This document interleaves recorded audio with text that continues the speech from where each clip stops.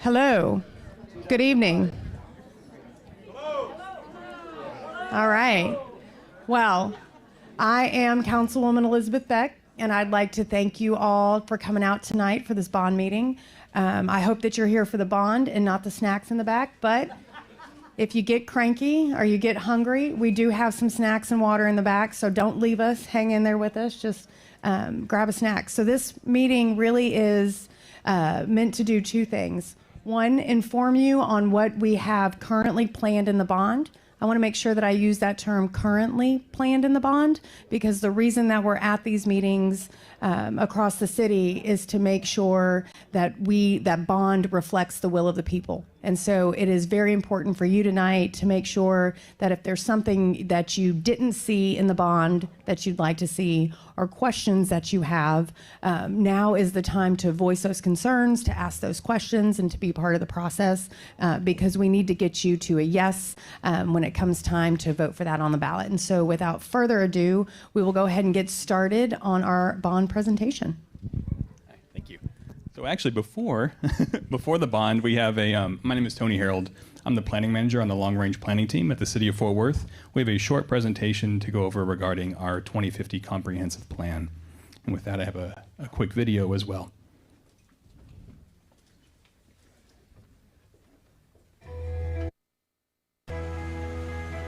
This is our Fort Worth, the place where we grew up. Where our friends will build dreams, and where the choices we make today shape the world we live in tomorrow. Our city is growing faster than ever, but growth takes smart planning, designing neighborhoods and districts where people can live, work, learn, and play within reach.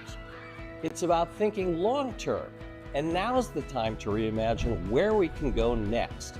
That's what the 2050 Comprehensive Plan is all about.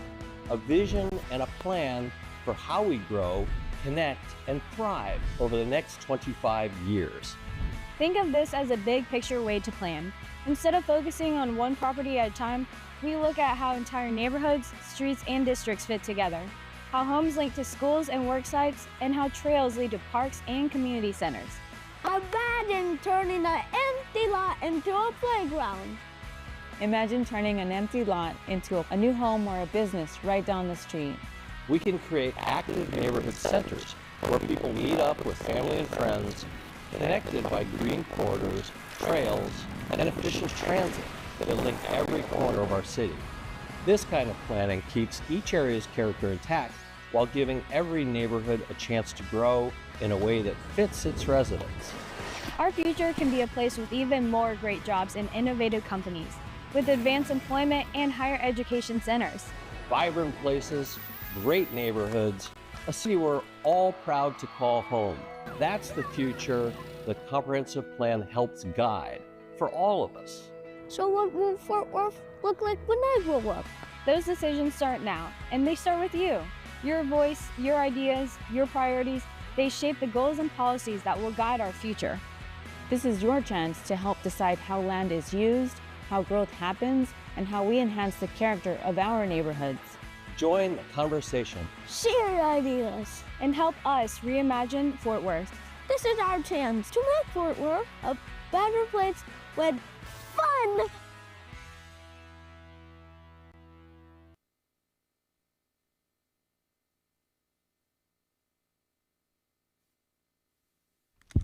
Oh, good. So I love this video because it really shows who the plan is for. It's not just for you and me right now. It's for our kids, it's for our grandkids, and it's even for our great-grandkids. Because over the next 25 years, this comp plan, the 2050 Comprehensive Plan, will act as Fort Worth's official guide for decision-making when it comes to growth and development. It's essentially a summary of the goals, objectives, strategies, and policies that will inform decision-making across the city. Ultimately allowing the city to work alongside neighborhoods in the community in developing stronger neighborhoods, safer neighborhoods, and more strong, resilient economies, especially in the country to the 9th largest, 8th largest, 7th largest. As we continue to grow, we want to grow sustainably and effectively.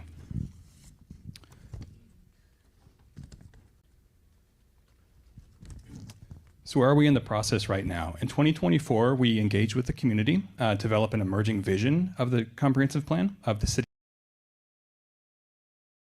2025, we move into 2026, and ultimately into plan adoption in 2027. We're really honing in on that vision and developing strong goals, strategies, and actions needed to turn that vision into a reality. We're doing this by working in consultation with experts, working with departments across the city, the same departments that are out here right now, and most importantly, working with the community.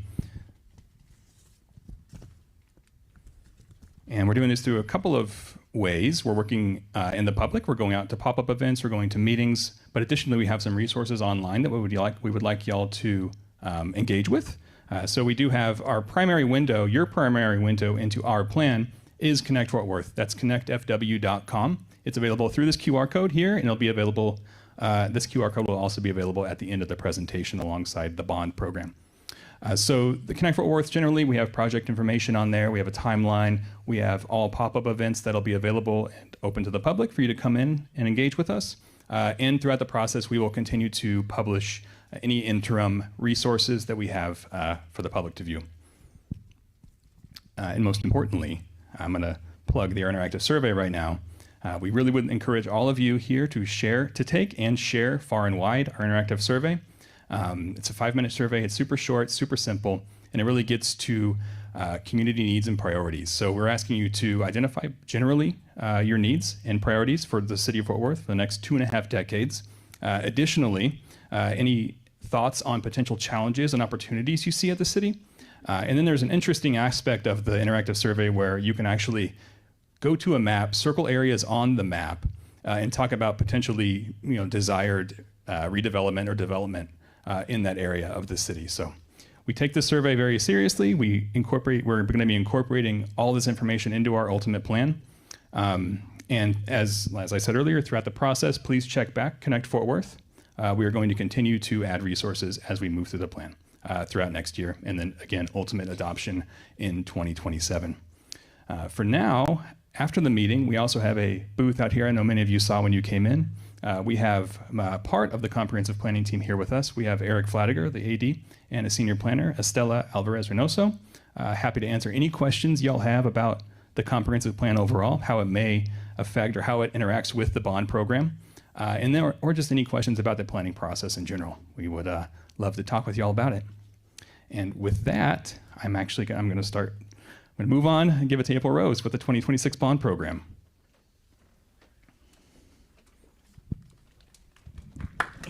Great job, Tony. All right, and similar to Tony with the comprehensive plan, we're going to go and kick this off with a short video related to the 2026 proposed bond.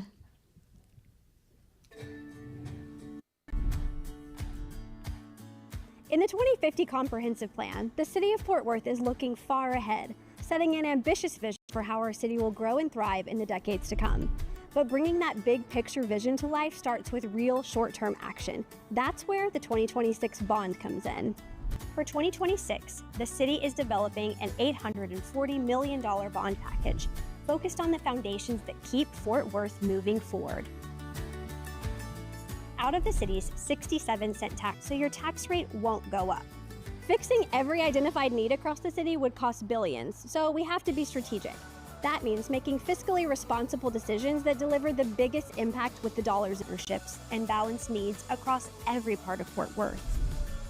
More than 60% of the proposed bond package focuses on streets and mobility. Designing and proposed transportation projects were chosen to advance the priorities identified in the city's master transportation plan. Another 22% invests in parks and open space, expanding recreation and new parks, recreation, open space, and public realm master plan. And the remaining funds support essential community needs that strengthen neighborhoods across Fort Worth, like public safety, animal care, library upgrades, and affordable single-family housing. These projects aren't chosen lightly. They're shaped by data, careful planning, and most importantly, your feedback. Help build our future. Use our interactive Balancing Act tool to explore the proposed projects and share your input on what projects should be prioritized. You and your neighbors will vote on the bond projects in May 2026. The comprehensive plan sets our long-term vision. The bond program helps make it happen.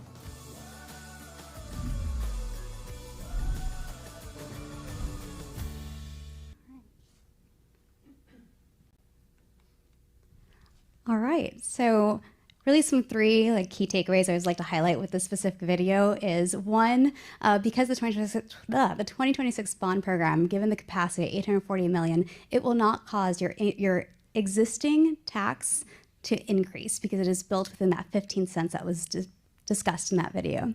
The second item is that it is informed from multiple various plans that our city staff has worked diligently over the years to help prepare, help engage with all of our various residents across City of Fort Worth, to then work with City Council, help work with our staff as far as even to rank all the various projects that we'll be presenting to you today.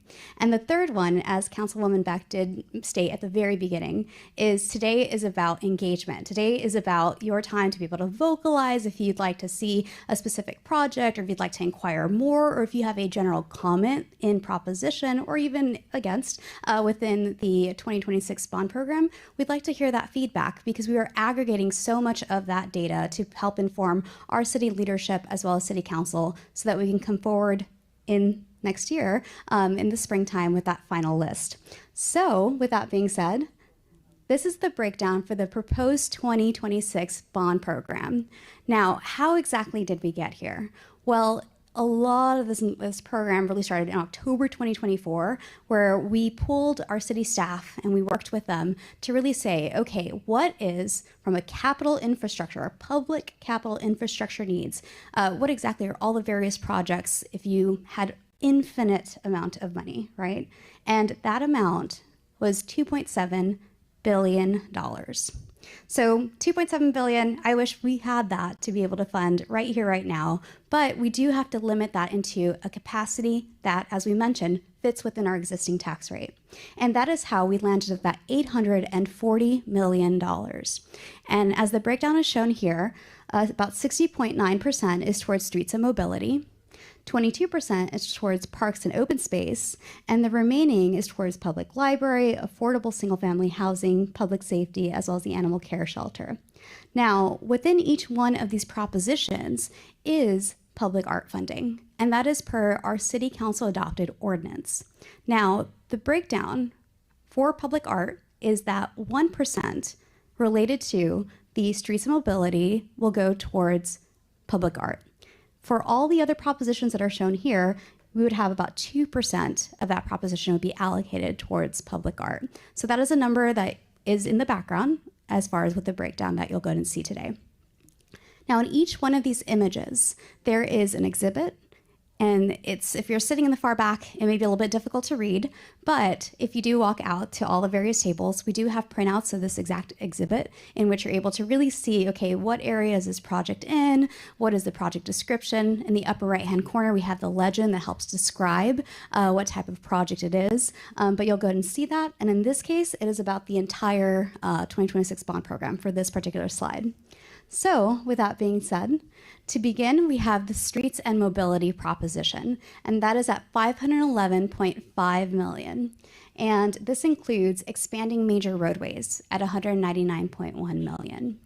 Also rebuilding minor roadways at $129.2 million. You can consider minor roadways equivalent to neighborhood streets that you've come to become familiar with if this is not your second rodeo when it comes to the bond program. We also have new and upgrading traffic signals at 44.6, upgrading intersections at 40.9, and I believe on the 2026 bond program list for District 9, I know that we also have the South Henderson and West Pennsylvania signal upgrade. So that is also included. And so if you really want to dive into all the details, all the various projects, our tables do have just additional insight to really dive into some of that. We also have the bridge safety and connections at 40.7 million. So I'm a civil engineer by trade, right? That's my background. And I would be remiss to say that as far as plugging in infrastructure, we have aging infrastructure across our nation.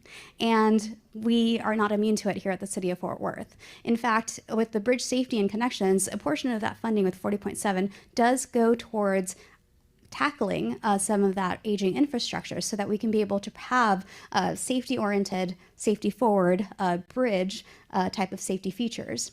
Next is we also have sidewalk and school safety at $28.5 million and Vision Zero projects at $12.3 million. So you may ask yourself, okay, April, what's the difference, right, between sidewalks and Vision Zero? So Vision Zero projects kind of relate back to a recent Vision Zero safety action plan that City Council adopted in August, just this past year. And that is a plan that is forward-looking to try to reduce the number of fatalities related to like traffic transportation related incidents. And so one can look at an entire corridor and see what are some of the safety features that can be put in place to be able to lower that and to be able to achieve that goal of limiting the fatalities that may occur because of that. So that's very, very honed in on Vision Zero projects. And that helps, again, inform so that we can move forward with designing as well as implementing within that $12.3 million. For sidewalks in general, that's looking at sidewalks that may have some issues already going on that we need to go back to and actually come back and rehabilitate from that sense. For railroad crossings at $6 million and then streetlights at $5.2 million. So again, here in red, for example, those thick red lines, you'll see that those are like in construction, proposed for construction. The little like cross areas, you'll see those as intersections as well as traffic signals. And you can see where they're all over the city of Fort Worth, and then also those that are identified here in District 9. So next is Parks and Open Space proposition at $185.1 million. And this is upgrading metropolitan community parks at $57.5 million. So you can consider that towards like your gateway park. So that is a citywide type of return from that perspective at $25 million for Gateway Park. Rebuilding the Atatiana Carr Jefferson Community Center at Hillside for $30 million. The Open Space Land Conservation for $25 million. If you're not familiar with open space, that goes back to the acquisition of natural open space. We do have a table where it kind of shows some of the proposed areas that could be used towards, that $25 million could be used towards acquiring. And it's really considering the growth that the city of Fort Worth is experiencing and may continue to experience with development coming in. There is added value that City Council has also identified to be able to retain some of that natural open space for future years and future generations to come. Next is the Aquatic Center at $22 million, and then the Botanic Garden upgrades at $10.5 million, and local here is the Water Garden upgrades at $10 million. So I'm sure y'all have walked over to the downtown area, you've brought some friends, brought some family. That would definitely add to some of those improvements. We also have the Fort Worth Zoo infrastructure at $4 million. Now, something that really want to point out between both Parks and Open Space and a couple of our other propositions, such as the Streets of Mobility that I mentioned earlier, what we have really looked into with some of the projects that we're proposing is about leveraging funds, right? So whenever we talk about Streets of Mobility, we have TxDOT funds in which that they could potentially cost participate with us. There's also the North Central Texas Council of Governments, in which we're able to really look at a specific project and see, okay, if the city of Fort Worth hypothetically puts in $1, then what would be the the regional share, right? What is there a way that we can get cost participation in? And so with that particular mechanism, we're able to really highlight and elevate some of the projects to say, hey, these are ranked high because we're able to really leverage our dollars to make those projects happen so that we can get more projects on that list. So I encourage you again to touch base with so many of our staff because there are those projects that they can help identify. So next is and let me go and click on that. There you go. The Public Library proposition at $14.6 million. And this includes the relocation of the Fort Worth History Center, the renovation of the Southwest Regional Library, and the renovation of Diamond Hill Jarvis Library. And so these are I know the two renovations, for example, are related to libraries that are already reaching that 40-year mark. And so these are actually next on the list that the library has developed with a facility assessment through a library master plan. And so that is what they're proposing here today. And again, it goes back to what else how can we continue to chip away at that $2.7 billion need? Next is There we go. The affordable single-family housing proposition, and this is at $5 million. And this includes buying vacant or blighted properties, and that as well as funding construction and like funding the infrastructure costs to develop affordable single-family, that's single-occupied, single-owner-occupied housing within the city. So you may ask, okay, how exactly and why is it $1 million to $4 million? So the $1 million related to land and acquisition, that is where the city of Fort Worth would go out and purchase that land. It would become, like from that sense, city property. But the $4 million would be used to really leverage dollars as well. So if the city of Fort Worth were to say like put in $1, that can then be used from the external side, the developer, to be able to help build and construct single-family, single-owner occupied homes. So this is all related to capital public infrastructure. So the dollar from the bond of the $4 million would go towards public infrastructure related to sidewalks, to water and sewer impact fees if they were necessary from that perspective, transportation impact fees, as well as specific areas, again, all related to the public side of affordable single-family housing from that perspective. Next is public safety proposition at $63.9 million. And I like to look at this particular slide as new, rebuild, and renovate. So the first item would be related to $19.4 million related to the new fire station 46 in the Southwest Fort Worth area. Next would be rebuilding the fire station 40 in the Northwest Fort Worth area at $15 million. And then finally, it would be related to the renovation of the Zipper building that's located here in downtown Fort Worth. But that is really about aggregating and bringing together so many of our services. So whenever we think about police, fire, emergency services, we'd be bringing all of that down together into one roof. The reality is that we've had technology just take off, and we need to be able to catch up with that technology. We need to be able to provide services that are optimized for today, so that we can react and that we can be able to provide you services quicker from that perspective, and also be far more reactive to be able to help answer that. But all that being said is we all work together, and that would all go towards the new 911 call center at $28.3 million. Finally is the animal shelter proposition at $59.9 million, and this includes building a new animal control shelter with increased space. And this is intended to replace the current Chuck and Brenda Silcox animal shelter. So this particular, the Chuck and Brenda Silcox Animal Shelter was built in 1998. And so if you look at the 2020 census, the city of Fort Worth was at 560,000 people. And just a rule of thumb as of now is that for every 1,000 individuals that move to the city of Fort Worth, there's about 25 to 35 animals that enter the animal welfare system. And the city is currently at about an 86 live release rate.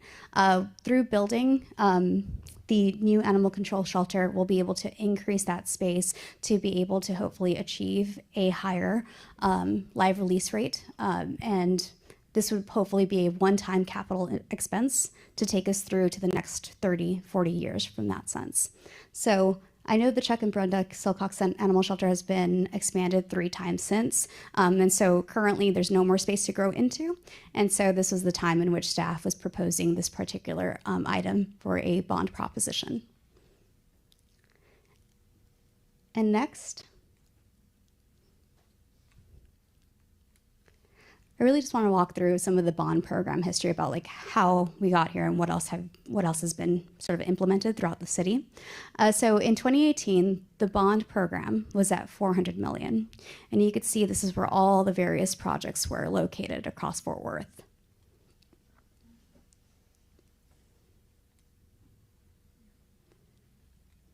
Next, in 2022, was at $560 million, and you can see that the 2018 projects are grayed back now, and the 2022 is exactly shown in color.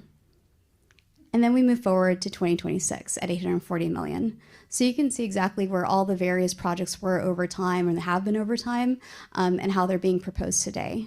And something I do want to point out, so whenever we are selecting a project and we go out and we begin to, actually sell the bonds year over year, well, that in each one of those tranches kind of kicks off that following phase within the project life cycle.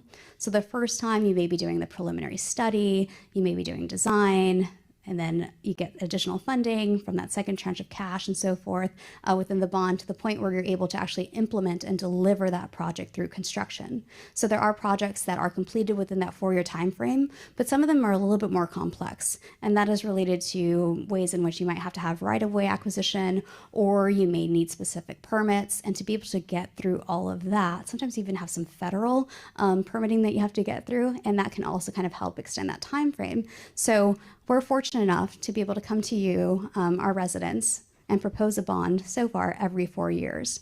And say the 2022 bond program, we may have some that are still about to enter into construction just because we're finally there within that phase, because they were probably a little bit more complex and may take that 6-year time frame as compared to 4 years. But here's everything in terms of the 2026 and kind of shown as an overlay. And so finally, as we've mentioned before, is that this is not an entirely baked list. There are still potentials for project swaps. There are still potentials for us to be able to add. But in order to add a project, I do want to point out that we have to be able to kind of swap out in kind as far as the dollars. So say, for example, that we wanted to rebuild the Fire Station 12 stockyards. Well, this is just an example dollar, but this is at $15 million. That would mean that from that exact same proposition or another proposition within the overall bond program, we'd have to find another project to swap out or another dollar amount to swap out. So whenever you are considering specific projects to add, consider what projects you'd also like to propose for removal, because that is the type of decision that our city council will also have to make through discussions, as well as like working with city leadership and city staff. So how exactly do you provide your feedback? Well, shown here is a QR code. But you can also go to www.connectfwfortworth.com. So if you were to take out your phones and if you were to highlight this particular QR code, it will take you to what we have called the Balancing Act activity. And it really highlights what I just mentioned earlier. If there's a specific project that you would really like to see on this particular bond program, you can actually add comments and you can state, I would like to see XYZ. We are actually aggregating all of that data that you're submitting so that we can provide it to City Council. It is a live activity. It is something that as soon as you hit submit, we instantly get that.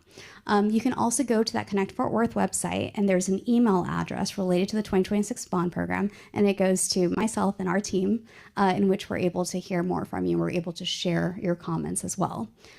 So in that QR code, you can also find out about projects. I know there's an individual here earlier that really want to know a little bit more about the scope, but some of our particular websites do have like actual descriptions of each of the projects. And it also tells you where in space they're located. We have some slider activities. If for some reason you didn't see that grayed out exhibit from earlier, you can actually see how all of that overlays on top of each other. So here we are today from a community engagement event standpoint, and this is fall 2025. The project list will be finalized heading towards the end of this year, and that is through, again, council discussion, in which once we have that final list finalized, we'll go ahead and move forward with the council calling the election in the January-February 2026 timeframe, so that we can come back to you with the community education events to be able to notify you of what that final list looks like, so that on May 2nd, 2026, we can hopefully engage with the bond election, and you can go ahead and cast your vote from that perspective. And we're going to go ahead and open up for questions in just a moment, but we do have some microphones that we're going to go ahead and pass around from that standpoint, because this is a live streamed event. And so any questions that you have, we'd love to capture it. And so that way we can have all of our various individuals. As much as I would love to help answer all of your questions today, we actually have a great group of subject matter experts. In fact, they're here to represent each one of these propositions because they'll be responsible for fully implementing that design into the future. So with that being said, we do have a question up here. If you have, and I can go ahead and share my, okay, perfect. And we're going to open up for questions. So, yes, sir? Here you go, sir. This would be the least important of my questions. I hope to get the microphone back, but didn't you just tell us that the staff's final proposal will be complete in about 1 month from this meeting? I think you Yes. said that you'd present it to council, and after that, it'd be too late to tell the staff what we want. Is that right? So we are collecting, thank you, there you go, okay. Yes or no? So we are collecting data, and we are going to propose all of the various comments, the various projects that are being proposed, so that we can present it to council, we could begin working with them. But the list will be finalized heading into the February timeframe. Since I may not get this back, I'm Charles Dreyfus, and I am totally supportive of the bond package as a whole. I really do like the open space initiative, the parks initiative, a lot of what Public Works is doing, and the libraries to me are very important, including the archival records. These are really important. There's some things I don't understand. We're still putting money into the Botanic Garden and the zoo, and a lot of that's contractual, but we went through a long and torturous process of turning over to essentially one family both the zoo and the Botanic Garden, and it was going to save us a lot of tax money. And I don't think it is. And here we are saying, let's decide against multi-family housing and pour it into the Botanic Garden, which we do not control as a city and over which we have very little say. I don't really understand the Botanic Garden projects. I'd probably be very much in favor of them. But right now, there's a lot to be said for multifamily housing and for support of affordable housing in general. I hope we can come up with that. As a whole, I really support this program. As far as the trade-offs that you speak of, I would just assume that I know that the city's obligated to spend a lot of money at the zoo because it was written by the most expensive law firm in Texas in a very one-sided way, the contracts. But it's time to look at where the money's going and where it's going to come from. I'm glad you stated it to us that way. I'm Charles Dreyfus, and I really appreciate your attention.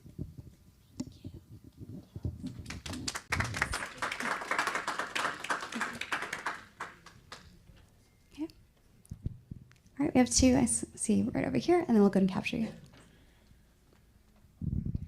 I may have missed it out in the outer room, but have you divided these projects up into separate proposals yet? Do we have a list of those proposals? Yes, we do have a list of all the projects. They are online on the propositions.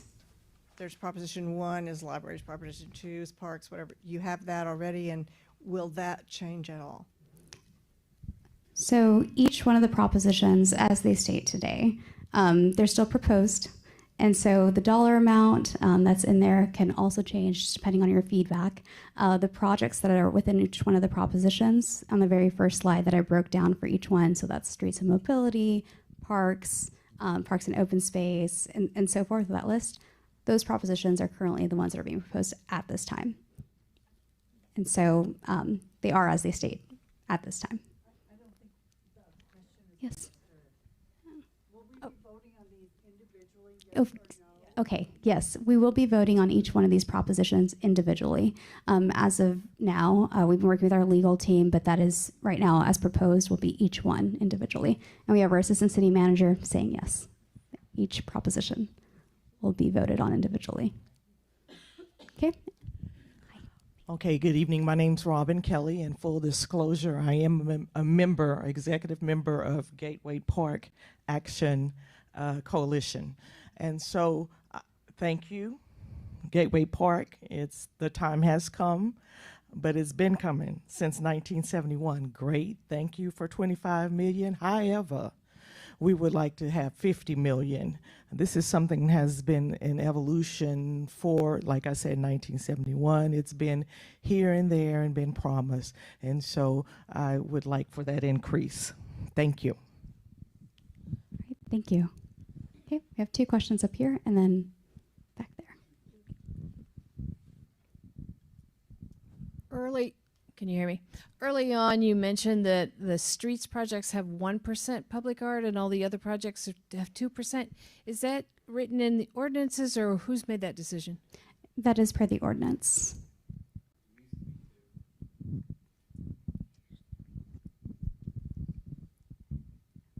Hi, I'm Lon Burnham, and for decades I've come to these meetings and complained about you not putting enough into parks. Particularly, I was on the board for the Friends of the Fort Worth Nature Center for years, and it's like skipped over, skipped over, skipped over. Now I'm going to complain about what you're not doing for housing. Across this nation, it is recognized that one of our biggest crises in our cities is inadequate low-income housing. And what you're talking about is single family. You get far more for your dollar in multifamily than you do in single family. So as somebody who decades ago worked for the city of Fort Worth in low-income neighborhood advocacy work, and 50 years later, I'm concerned we're still not doing enough about low-income housing or libraries. There's so many other things that we should be emphasizing. I will be voting against streets and because it always gets more than its fair share. Thank you. I'd like to add. So we do have Casey Thomas, and she is the Director of Neighborhood Services and is essentially also leading the charge with the proposition related to single-family affordable housing, and she'd like to share additional information related to that proposition. Casey? Hi, yes, I'm Casey Thomas, and so I would just add, as far as the city gets grant funding from HUD Housing and Urban Development every year, and most of that grant funding we do use towards developing multifamily affordable housing. This is, we have not had an opportunity to put funds, as many funds towards single family housing, but I would say if there is an interest to put money in affordable rental housing, using some of the avenues that were expressed here where you can share your feedback and sharing it with your council member would be the way to do that. But that's kind of the reason as to why we're not putting the money into multifamily housing. Thank you, Casey. Okay, we have a second question. Oh, sorry, back here, and then we'll go and tap. Yep. Hi, my name is Dan Hayes, and I'm also a member of the Gateway Park Action Coalition along with Robin. I just wanted to give you a couple of facts and figures to think about. Gateway Park is essentially the same size as New York's Central Park. It is attracting 600,000 visits a year and is the 17th most visited outdoor attraction in the state. And by itself, it is larger than 60% of the parks in Fort Worth. So we have a new master plan, but it takes money. It's not the first master plan. There were master plans in 1978, 88, 2002, 2009, and 2015. So they're really just wish lists with pretty pictures. So that's why we need the money. And it's a park that is beneficial to everybody. I'm going to give Councilmember Beck a copy of this heat map to show where some of the folks in her district are coming from. Thank you. Thank you. A question up here. Third row. Yep. Thank you. My name is Carol Roark, and I want to talk about a resource that underlies a lot of what goes on in planning projects, in executing projects. And you may not think of it that way, but the Fort Worth History Center, which is a division of the Fort Worth Public Library, has a lot of the records of the city of Fort Worth and what has been done in the years over in the past. And many people come to Fort Worth to use that collection either to do tax development projects, a rehabilitation of buildings in the city to get tax benefits for them, or to write books about the history of Fort Worth, or to do promotional videos, filming, something related to Fort Worth. And the resource for that information is at the Fort Worth History Center. And they have been squeezed into a very small space right now, relying on, they have room for the books, but they don't have room for the archives. That is the papers, the photographs, the maps, the documents that underlie a lot of the projects that we end up doing, providing that resource information. And the proposal to move them into the former City Hall, now former City Hall, and give them some space to expand, to actually have more materials on site, so that if you're somebody who's coming from Boston or Houston or wherever to work as an engineer to work on a project and you need documents, you can go and get them instead of having to request them online several days in advance, and then oops, you made a mistake, and when you get here you discover that they pulled the wrong box for you, or that you gave them the wrong box number. It makes it a much more seamless process to have the materials available and to have the staff there at the same time. And the new location proposed is going to be a much better space. Plus, it will give people who had the library on Bolt Street, that community, it will give that branch library back to them. All right, thank you, Carol. Hi, my name is Michelle Kennedy, and again, in full disclosure, I'm with Habitat for Humanity.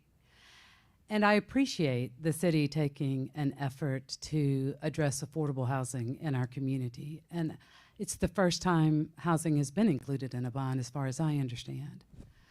From perspective, I would just like to point out that the city of Denton is ranked 177th in size in the nation.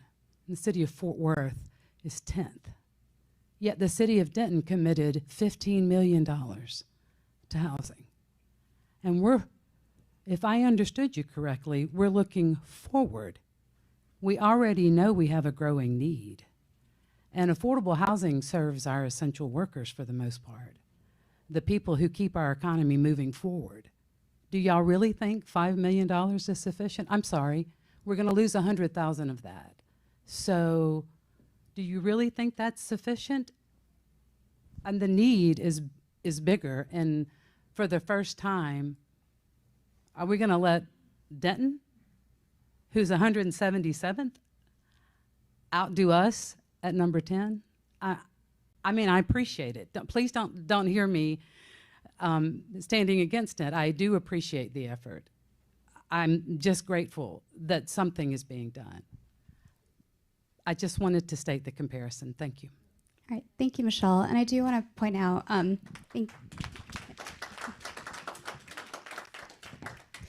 Michelle, the affordable single-family housing is new to the bond program, and it did join the bond program list in August of this past year, and council made the decision to add it on, and at the time it is at $5 million. And so thank you for your comment, and we will definitely be sharing the $15 million figure comparison back as comments as well to our city council and the data that we're aggregating.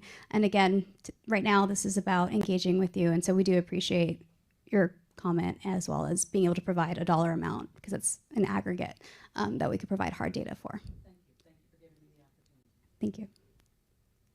Yes. Question? I'm sure everybody knows that I'm in favor of more money for affordable housing as well. I'm Ann Zeta, and I do appreciate that it is on the bond this time. And I know that that was due to the efforts of our councilwoman, and I appreciate her standing up for adding that to our bond as well. But I just want to publicly state that we need more money for affordable housing to be in this bond.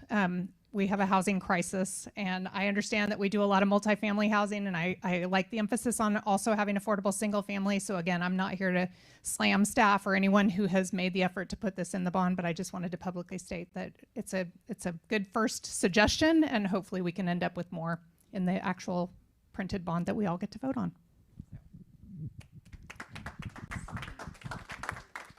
All right, thank you, Anne. Okay. Do you have any more questions?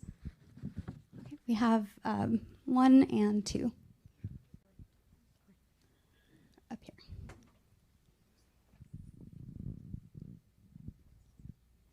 I'm just wondering, where in the proposition would a community center fit in?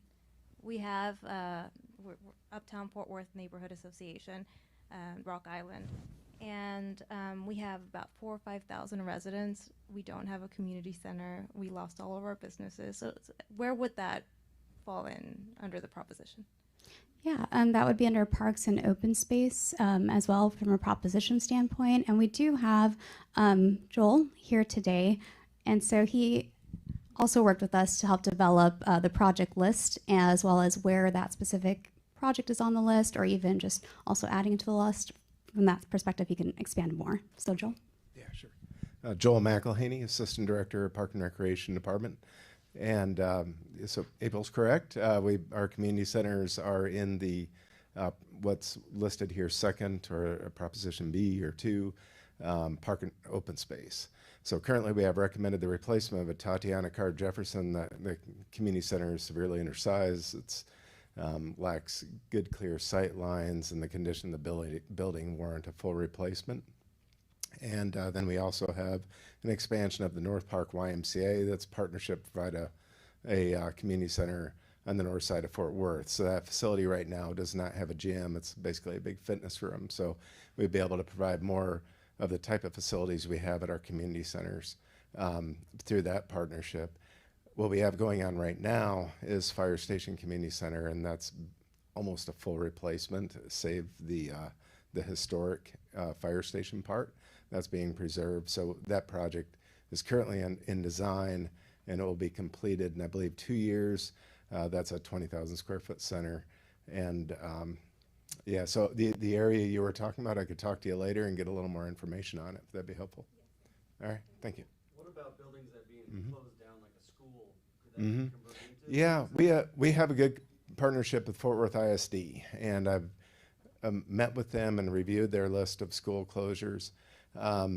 We have talked about that. Some of their buildings they have slated for other uses, educational uses, so that's great. There was one building that was being demolished for the condition of the building. That was SS Dillo on the east side, but we even asked about that. And was that, would that be considered? And they said, no, that building really has to be demolished. But there were facilities on that list that they didn't necessarily have a use for. So yeah, we'd have that conversation. A school is not always the best fit for a community center, sometimes it is. So that's definitely something we would explore with them. For our neighbors, just Nash, since we're closing down the school, Nash, yes. why not? Yeah, I thought about Because if yeah. it's going to be vacant, we're going to have people move into it. That is a site they had another educational use for, but when that one was on the list, we asked about that. Okay. So yeah, and we'll keep talking. Thank you, Joel. All right, we have one question over here.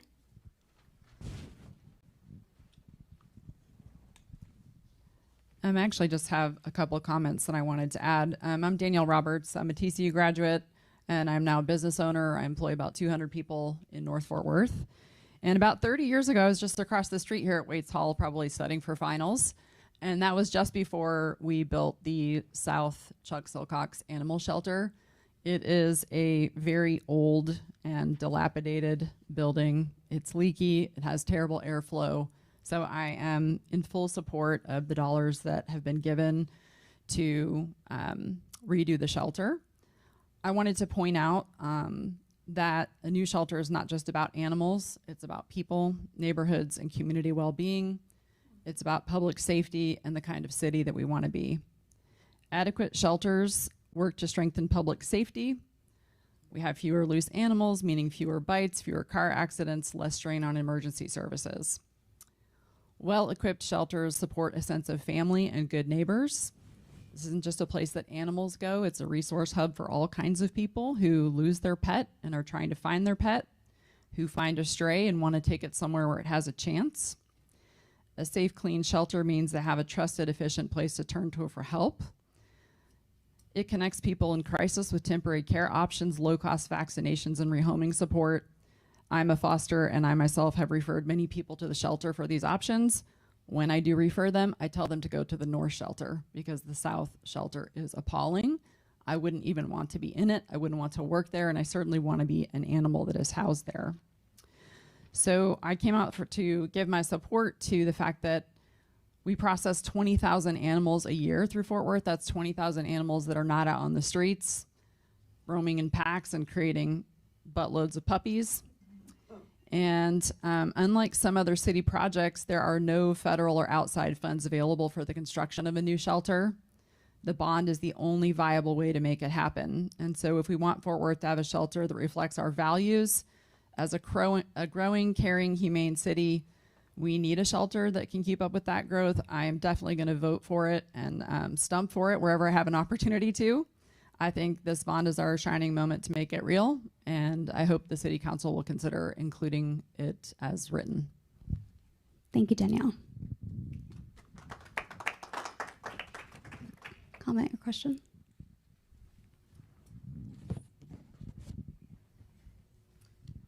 My name's Lauren King, and disclosure, I am the CEO of Partnership Home, so I work with a lot of housing and homeless organizations throughout the city and county.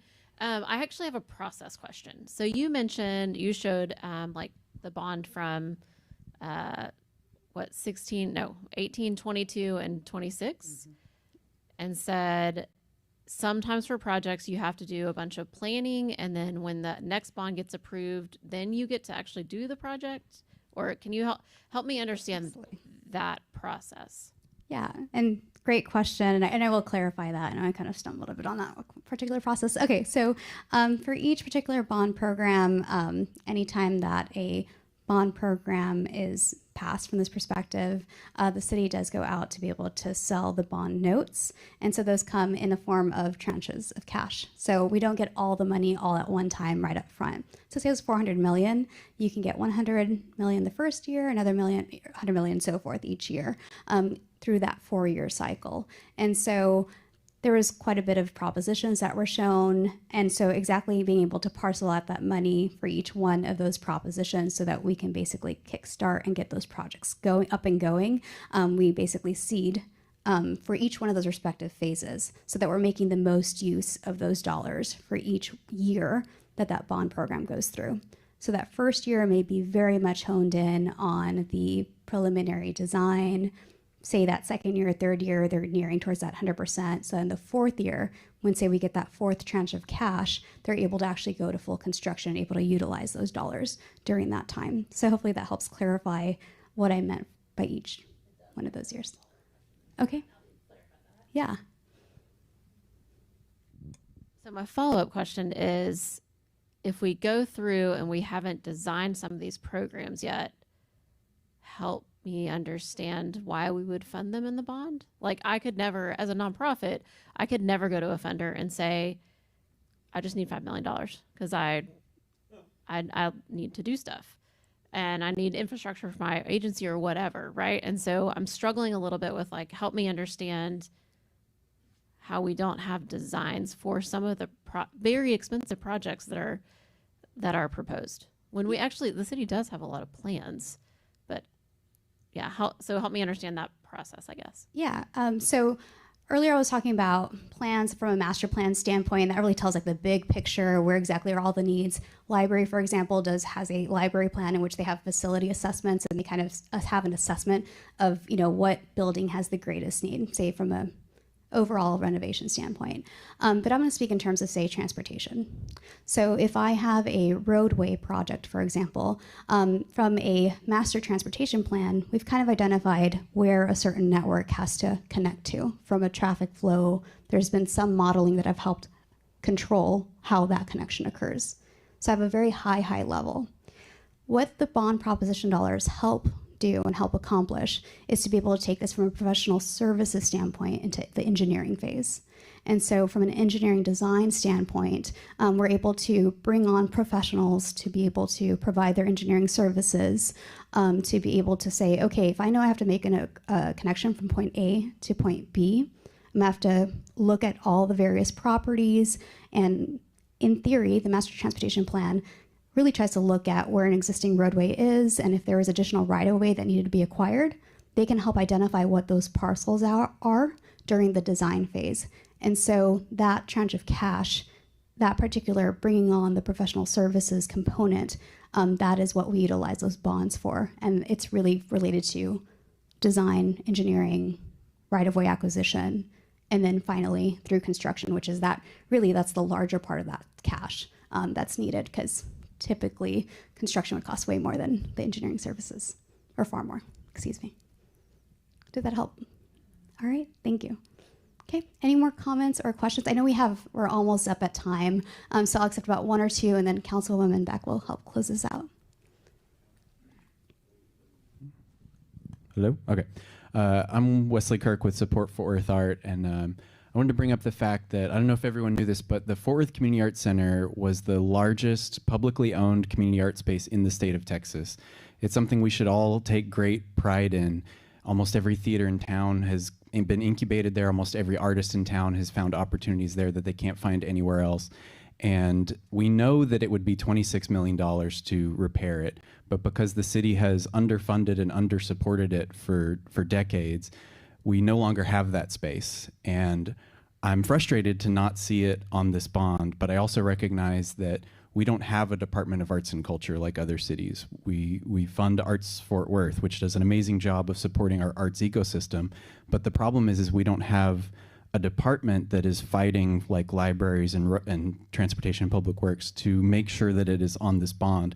So what will it take for us as a city, as a community, to see this vital city resource be restored through a bond, through any other way?